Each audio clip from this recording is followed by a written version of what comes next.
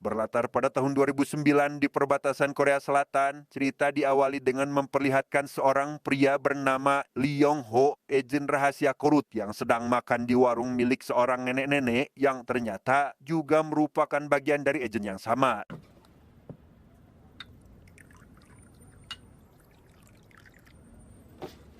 Perlu diketahui bahwa tugas agen korut adalah sebagai mata-mata yang bahkan harus menghabisi siapapun jika ada perintah dari atasan. Kebetulan saat ini Yongho sudah selesai dengan misinya dan akan pulang kembali ke korut, tapi tiba-tiba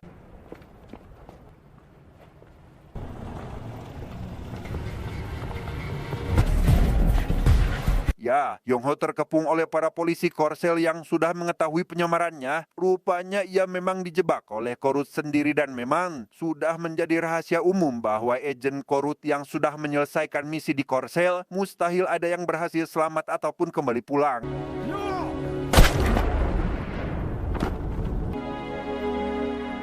Seorang kolonel korut membohongi dua anak kandung Yongho dengan mengatakan bahwa ayah mereka telah berkhianat. Awalnya si kolonel berniat menghabisi mereka karena dianggap sudah tidak berguna. Namun setelah melihat anak sulung Yongho yang dinilai berpotensi, ia justru menawarkan agar si sulung pergi dari sini dengan syarat menjadi agen rahasia negara seperti jejak sang ayah. 공작원이 되란.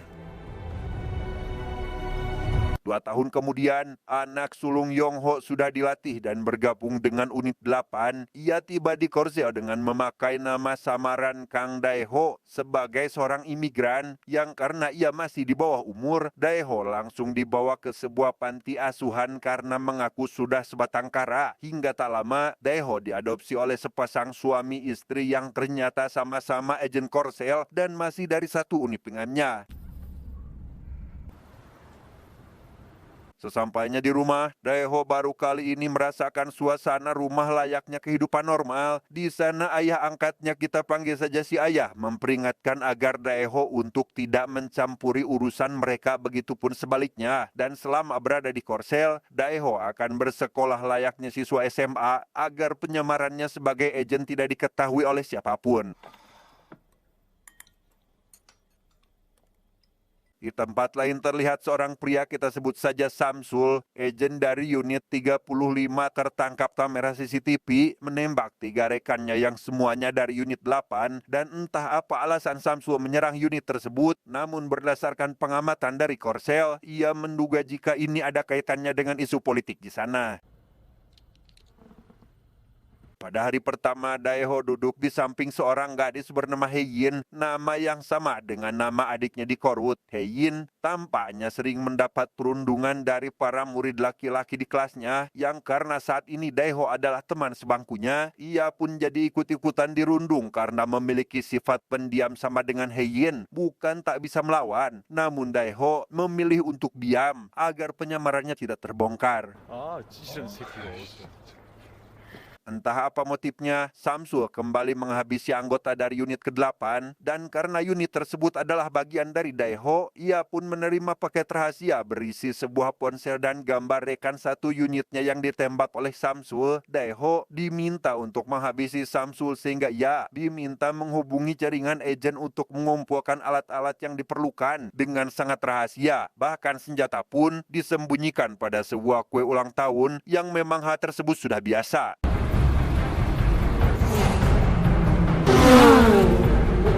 Setelah mencari informasi tentang unit 35, Daeho akhirnya menemukan satu alamat salah satu anggota.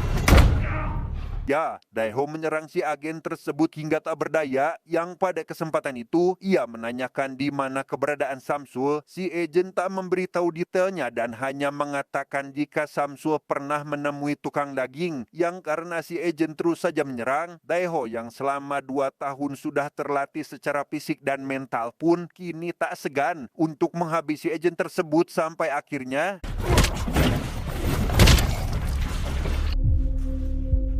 Selesai dengan itu, Daeho harus bersekolah dan di kelas ia malah mendapati bangkunya dipenuhi sampah karena Heyin kembali mendapat perundungan. Daeho pun membantu Heyin untuk membereskan bangku mereka yang di saat pelajaran sedang berlangsung. Daeho tampak tak memperhatikan gurunya hingga Pak Guru menegur. Namun setelah guru memberikan Daeho pertanyaan, ia dengan jelas dan tepat menjawab soal yang diberikan guru dengan sangat mudah, membuat semua teman-temannya terkejut.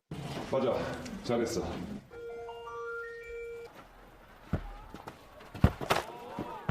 Saat jam istirahat, Daeho yang melihat piano pun mengingatkannya kembali pada Heyin adiknya yang merupakan alat musik favoritnya. Saat ini Heyin masih ditahan oleh si kolonel dan jika semua misi Daeho telah selesai, maka kolonel berjanji untuk mengembalikan Heyin padanya. Orang tua angkat Daeho rupanya diam-diam memiliki bisnis haram untuk menghasilkan uang, sehingga salah satu rekannya itu sedikit terkejut saat melihat kehadiran Daeho di rumah ini yang sedang akan melanjutkan misinya mencari Samsul. Namun sesuai dengan perjanjian awal, mereka akan hidup masing-masing dan menjalani misi tanpa mencampuri urusan masing-masing. Terima plat mobil milik Samsul dari si tukang daging, namun saat akan pergi, Daeho malah mendapatkan serangan dari seseorang misterius sehingga Daeho langsung menghampiri Samsul dan memperhatikan rarainya, lalu pergi kembali karena jika dihabisi sekarang akan banyak saksi mata yang melihat. Terlebih, ia harus segera pergi ke sekolah.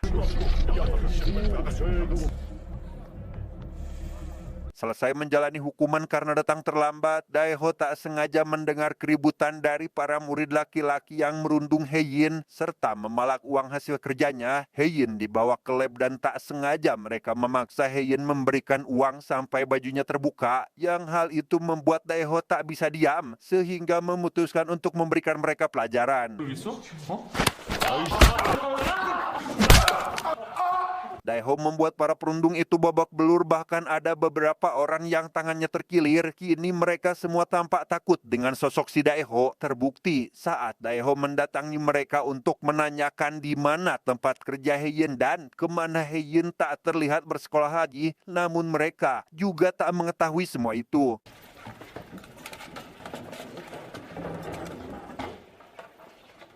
Sepulang sekolah, Daeho tiba-tiba melihat Heyin di jalan untuk memberikan jas miliknya yang sempat dipinjam. Ia pun memberitahu jika sekarang ia memutuskan putus sekolah dan fokus dengan hobinya sebagai penari balet, di mana Heyin meminta tolong Daeho untuk menyamar sebagai kakaknya dan menyetujui pekerjaan paruh waktunya.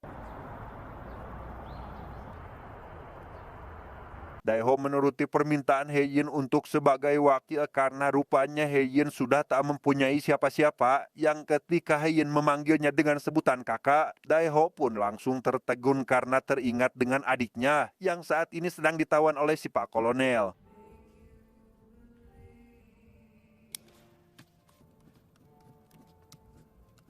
Tidak langsung pulang, Heyin mengajak Daeho ke suatu tempat yang ada peta dunianya. Ia mengaku pernah melempar permen karet dan diyakini suatu saat akan ia datangi. Daeho diminta untuk mencoba melakukan hal yang serupa, namun lemparan Daeho justru mengarah ke Samudra Pasifik. 거기다 던지면 어떡하냐? Di waktu yang sama di tempat yang berbeda, Samsul yang merasa mulai terancam kini berhasil melacak Daeho yang ternyata dari unit 8. Mereka langsung mendatangi tempat persembunyian unit 8 yang diketahui di sebuah apotek. Yang sesampainya di sana, Samsul dan rekan-rekannya langsung memasuki apotek tersebut dan 미련 같은 거 없어?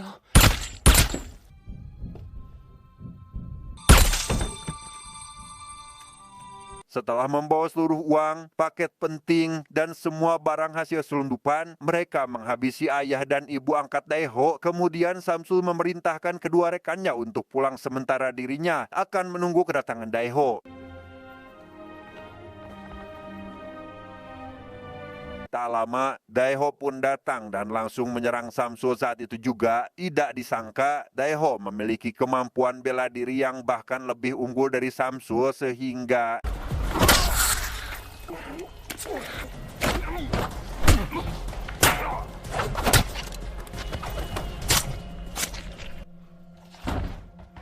Ya, berhasil menghabisi Samsul, ia lekas membocorkan kompor gas untuk membakar rumah tersebut untuk menghilangkan jejak dan sesuai dengan ketentuan jika markas mereka sudah tak bisa digunakan pun, Daeho harus mendatangi warung si nenek yang sudah kita lihat di awal film sering melayani agen rahasia Korut, termasuk ayah kandung dari Daeho sendiri.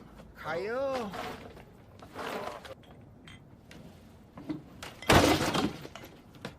아이고야, 나새끼. Atas kebakaran itu, polisi mendatangi TKP dan menemukan seragam sekolah milik Daehon yang tertulis atas namanya. Sejak ada kasus penembakan di awal, para polisi memang sedang mencari Samsul yang kini sudah ditemukan sudah tak bernyawa. Mereka menganggap jika insiden ini adalah perebutan kekuasaan antara unit 8 dan 35. Namun mereka akan melaporkan kasus ini ke media sebagai ledakan biasa. Keesokan harinya, Daehon kembali mendapatkan paket berisi ponsel dan gambar target selanjutnya. Ia langsung mendapat panggilan dari si kolonel yang mengatakan harus mengambil kembali paket yang telah dicuri oleh unit 35, lalu memberitahukan jika ini adalah misi terakhir Daehon sebelum ia memberikan adiknya kembali dan hidup normal. Dan sebagai bukti jika adiknya baik-baik saja, Daehon menerima pesan video dari adiknya.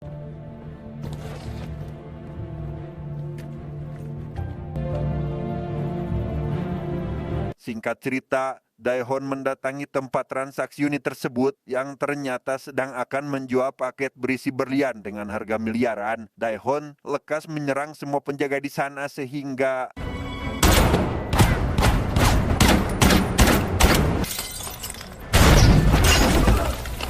ya, Daehon bisa dengan mudah menghabisi semua anggota dari agen tersebut termasuk membawa kembali paketnya. Selesai dengan itu, ia mampir ke toko baju untuk membelikan si nenek baju baru serta jepitan rambut yang membuat si nenek begitu senang. 이게 뭐이네? Si nenek yang tahu Daehon sudah selesai dengan misinya dan akan pulang, ia merasa dejavu atau merasa kejadian yang sama di masa lalu, yaitu saat Yongho atau ayah dari Daehon yang juga akan pulang, namun penyamarannya malah dibongkar oleh Korut itu sendiri. Si nenek tak kuasa melihat Daehon pergi dan lekas menyuruhnya agar Daehon cepat-cepat pulang dari sini dan jalanilah kehidupan yang normal di kampungnya. Tidak langsung pulang, Daeho menemui Heyin terlebih dahulu untuk berpamitan karena dirinya mengaku akan pergi bertemu adiknya. Dan setelah dari Heyin, ia ke peta yang dulu pernah didatangi bersama Heyin untuk memindahkan permen karetnya dari Samudra Pasifik ke Korea Utara. Setelah itu, Daeho ke pelabuhan bersama dengan agen lain yang juga akan pulang ke Korut. Namun ketika mereka menaiki kapal, tiba-tiba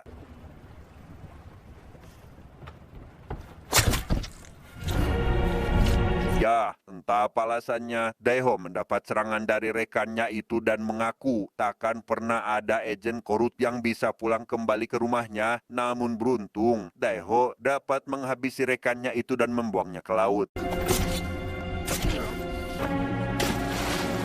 Di waktu yang bersamaan di tempat lain, terlihat pimpinan Intel Korsel diam-diam sedang mengadakan pertemuan rahasia dengan petinggi militer Korut. Mereka membocorkan data unit 8 untuk segera dihabisi oleh para Intel Korsel, sehingga pimpinan Intel Kun memberitahukan hal ini kepada bawahannya.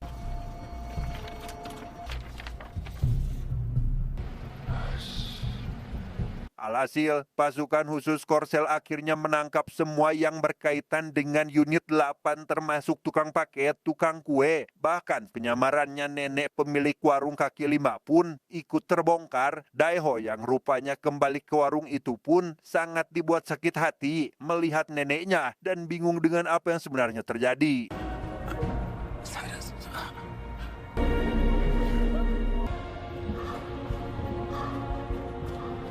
Karena sudah tak memiliki tempat persembunyian, Daeho diam-diam ke rumah Heyin dan untungnya langsung disadari hingga Heyin langsung mengobatinya. Heyin kini mengetahui jika Daeho adalah agen rahasia yang berstatus buron dari televisi, sehingga Daeho terlihat sempat akan pergi. Namun Heyin lekas menahannya karena kondisi Daeho masih belum stabil dan bagaimanapun juga ia adalah temannya. Si kolonel sendiri terlihat sedang disiksa oleh atasannya karena saat ini Daeho menghilang bersamaan dengan paket berlian itu. Si kolonel langsung meminta untuk dikirim ke Korsel dan akan turun tangan sendiri dalam mencari Daeho karena memang selama ini si kolonel lah yang biasa berkomunikasi langsung dengannya. Saat sedang berbelanja, Heyin tiba-tiba dihampiri oleh intel dari Korsel bernama Jungmin yang menanyakan apakah di sekolah ia mengenali Daeho. Heyin mengaku sudah tak bersekolah di sana sejak 2 bulan lalu dan tak pernah bertemu lagi sejak keluar dari sekolah. Beruntung Heyin tidak dicurigai sehingga ia pun buru-buru pulang dan menyembunyikan motor Daeho yang terparkir di depan rumahnya. Di sana ia mendapati Daeho sedang menonton berita terkait isu politik di negaranya sehingga kini Daeho sadar bahwa inilah alasan mengapa unitnya dilenyapkan. 막을 내렸습니다. 김정일 사후 북한의 권력은 Tak lama, Daeho mendapat panggilan dari si kolonel yang mengaku sedang berada di Korsel bersama dengan adiknya. Ia meminta bertemu untuk menyerahkan paket berlian tersebut yang kemudian akan melepaskan adiknya jika tugasnya telah selesai. Esok harinya, Daeho pergi sebelum Heyin terbangun dan hanya berpamitan lewat surat yang dalam surat itu, ia meminta Heyin agar menghubungi Jungmin untuk memberitahukan tentang pertemuannya dengan para petinggi militer Korut, sehingga Jungmin pun lekas memerintahkan seluruh pasukan khusus untuk memantau dan menyusul Daeho ke lokasi pertemuan.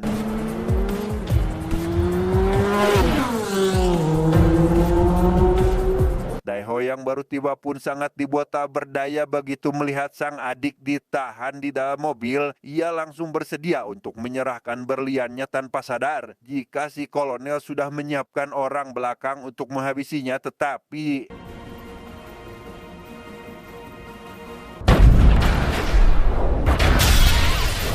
ya, beruntung Daeho selamat karena orang yang menembaknya sudah ditembak duluan oleh pasukan khusus dari Korsel sehingga terjadilah aksi tembak-tembakan. Daeho langsung mengejar mobil yang membawa adiknya pergi, namun karena semua akses sudah terkepung, si adik pun akhirnya berhasil diselamatkan oleh pihak pasukan khusus Korsel yang membuat Daeho memutuskan untuk pergi.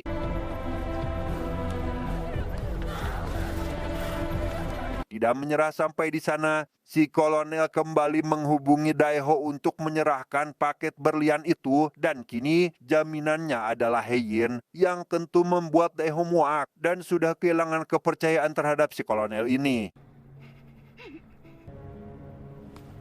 Setelah itu, Daeho menghubungi Jungmin untuk menanyakan apakah sang adik sudah bersamanya. Ia pun meminta untuk berbicara hingga membuatnya sangat sedih. Namun karena saat ini Heyin temannya sedang dalam bahaya, ia belum bisa menjemput adiknya saat ini dan mengaku akan menjemputnya besok setelah urusannya selesai.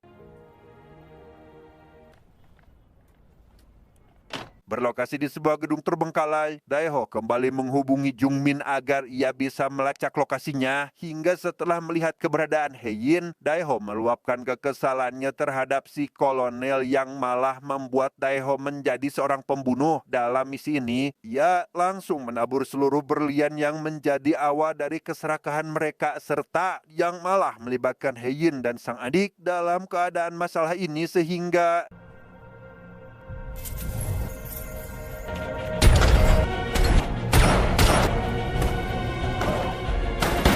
ya, Daeho berhasil menghabisi hampir seluruh agen itu seorang diri meskipun harus sambil melindungi Heyin dan sambil menunggu pasukan khusus Korsel datang. Daeho meledakkan sebuah bom rakitan sehingga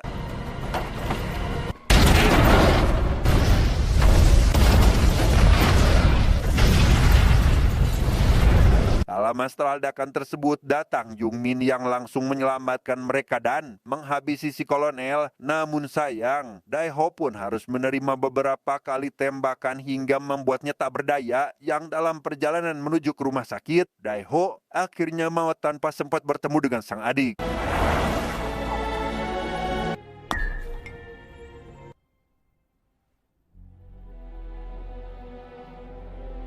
Tamat.